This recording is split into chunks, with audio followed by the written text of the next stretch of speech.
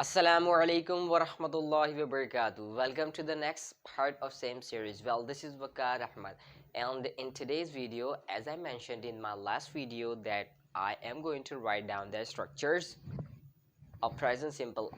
I mean to say I'm going to write down the structures of all 12 categories on the board for you so that you could better understand and I can better make you understand. Well, let's start off by first of all parsing the structures, how we structure the sentence, how we construct the sentences, right? So let's start off from the affirmative. As you could look at the word structures or constructions, both. I'm sorry, I must add here s, right? No problem. So affirmative, let's look at how we structure affirmative. Subject, what are subjects? I, we, you, he, she, it. These are subjects, right? Then verb, obviously since this is present simple, we are gonna keep the first form of verb.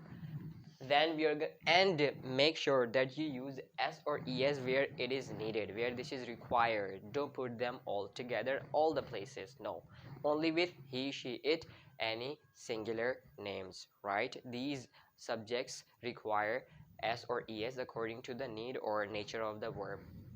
Now moving towards the next one part, this is object or extra word as well. You could place one of them. Let's look at the example of first of all affirmative. She talks to me. So as you can see, I have used here adjective. This is extra word, bound word, right? In morpheme we say bound word. By the way, she talks to me proudly. So this is an example sentence of affirmative as we have analyzed the structure. Now moving towards the negative one. Subject plus do slash does. Do or does, one of them is going to be used. Then plus not, obviously this is negative sentence, you must add there not to make negation. Then verb, obviously first form of verb, and then object or extra word. Now let's look at the example sentence of this. Say I'm going to keep the sentence same so that you could better and altogether understand, right? She first, then talks. Now what you have to keep in mind, I have written here talks, right? So that's what you have to keep in mind, that there we have do or does plus not. So what you're gonna do is add here what does suit here with she. As I mentioned just a minute ago, that we are going to use s or es with he, she, it, and any singular name. So those subjects with which you use s or es with the main verb in present simple, you are going to use does with them, right? So I will surely use here does, right? And since we have used here does, which is the third person form of do, we are going to cross out s, right, with the main verb. And then obviously this is negative, you are going to add here not as well. So it becomes she does not talk, then same, to me, proudly, proudly. How simple this is, isn't it? Yeah, this is so simple. Moving towards the interrogative. Do or does, one of them according to the nature of subject, plus subject, and then verb, obviously first form of main verb, plus or there is only verb, plus object or extra word. Now I will tell the difference between object and extra word in some of the parts of the videos or some other videos of this series, or maybe in next videos. Today I'm not going to discuss these both. So let's now look at the example of interrogative. Same, I'm going to keep this sentence for your convenience. Does, why? Because this is third person singular, right, pronoun. So does, now exactly she, does she, then you are going to keep it talk. Does she talk? Then to me proudly, yes. And question mark. By the way, my writing is not very good on the board because I'm writing from the left side. I must go there to write down, but I can't go. So therefore, so these were the three examples that we have looked at.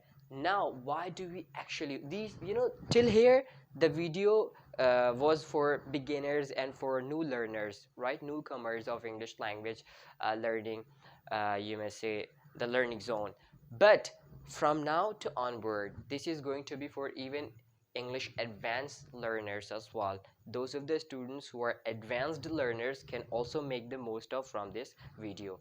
Now, this was the structure. These are the structures, and here we have looked at the examples. Now I'm going to tell you why we actually use present simple tense category. Here I have written some of the usages, right? The first one, something happens regularly, sometimes, or never, right? We use present simple tense category to talk about something which either regularly happens, always happens, often happens, sometimes, rarely, seldom, or never, right? For example, I go to school, I teach English, right? These are the typical examples. The next one, timeless facts that will never change. We also use simple present. By the way, you know the name of this tense is simple present, present simple, present indefinite. These are the names that this tense category is known by. So timeless facts that will never change. For example, moon revolves round the earth and earth goes around the sun. This is the universal fact, universal truth, right? So this is timeless fact. This is going to be the same forever. Moving towards the third usage, this is that is currently true. An action which is, or a state which is currently true, which may not always be. For example, he's on rent. Nowadays, he's living on rent. So I'm saying he's on rent. He doesn't have any proper house, right? Or I am sick. Got it? I hope so. Moving towards the next one.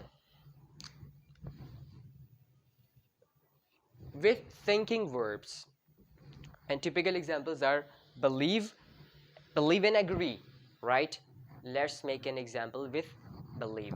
So if I use the verb believe in a sentence, I might use, I believe you are a very well English speaker. So I have used here believe. Next, agree. I totally or I entirely agree to your statement, or I agree with you. These are the verbs of thinking. Moving towards the next one, usage. Things that have been scheduled for the future.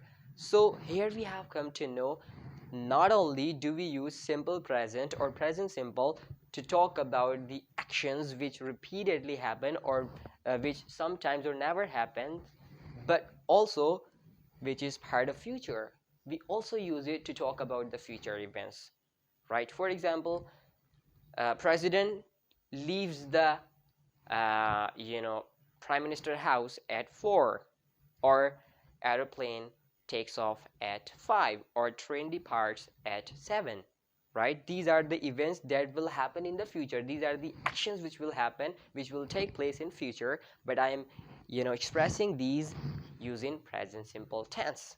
This is also one of the usages. Moving towards the next one, in vivid narrative, we also use present simple tense to talk about the past actions which took place in the past, right? But we use present simple to talk about them.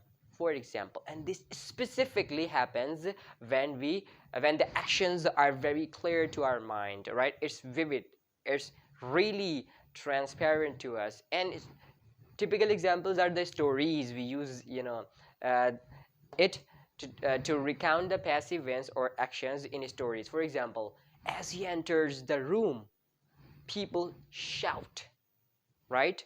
These are the actions took place in the past, but I am recounting using present simple verbs. Moving towards the next one, to introduce course. This is very common, like whenever we course someone's sayings. For example, we always say, Qaid Azam Muhammad al says, think 100 times before you make any decision, but stand by it once you have made it, right? Or we say Rasulullah sallallahu alaihi wasallam says. We don't say said. We don't say Qaid Azam said. We say Qaid Azam says, or Rasulullah sallallahu alaihi wasallam says, or Muhammad Ali says, right? You must know the world champion boxing Muhammad Ali. the last but not the least, and it's not to say that there are only these many usages of present simple. These this is the short list. There might be more others as well, which I have not been able to include in my list, right? So go and find them out. In time and condition bound clauses, so the clauses or clauses I must say, which are time bound or condition bound. For example, I will wait here till you come. So when you come, you'll see me here, right? So I will wait here till you come. So till you come, this is the till is expressing the time, right? Or if you speak English, you become very well English speaker, and if you speak English, you will become very well English language speaker, right? So this is condition here. If you speak English, you will become. If you don't practice speaking, you won't become. So I hope you are cleared with the much we have discussed in this one part, and hopefully we are going to do the next video lesson as well of the same series, and hopefully this is going to be on simple past, past simple, or past indefinite. So thank you so very much, and jazakallah khair for watching this video, and take care for the next time. Inshallah, see you in the next video. Allah Hafiz.